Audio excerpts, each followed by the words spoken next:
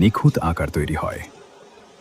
যখন তরল মিশ্রণ সম্পূর্ণভাবে বসে যায় তখন গরম মোল্ডটিকে সঙ্গে সঙ্গে ঠান্ডা পানিতে ডুবিয়ে দেওয়া হয়।